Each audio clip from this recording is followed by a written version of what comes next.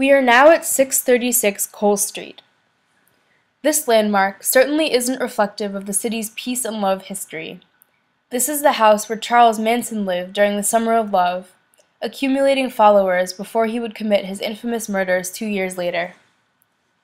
Manson's story is a perfect example of how the crowd mentality of the hippie movement was warped and manipulated.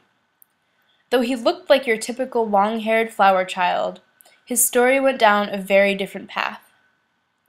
On August 9, 1969, police in Los Angeles responded to a call from a hysterical housekeeper at the house actress Sharon Tate was renting. When they arrived at the house, they found that the actress and 3 of her houseguests had been stabbed to death. Another man, a friend of the groundskeeper, had been shot to death in his car. A day later, 2 other people, Lino and Rosemary LaBianca, were found stabbed to death in their own home. All 7 murders were perpetrated by Manson and his followers, who comprised a commune called the Family in the distant California hills. Manson believed in a theory of helter-skelter, a race war between blacks and whites which he thought would soon occur.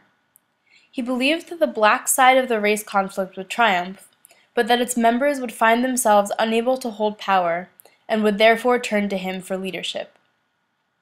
The 7 murders were committed in the attempt to provoke this race war.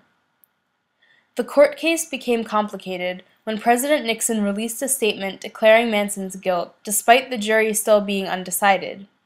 But ultimately, Manson was sentenced to death through the joint responsibility rule. His sentence was commuted to life imprisonment when the death penalty was made illegal in California.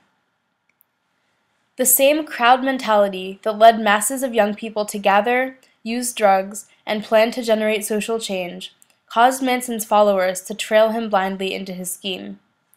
He was young and charismatic, and the family that formed around him during his time in San Francisco was a tight-knit organization.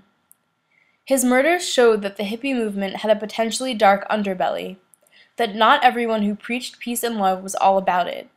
Sometimes it was used as a front for something more sinister.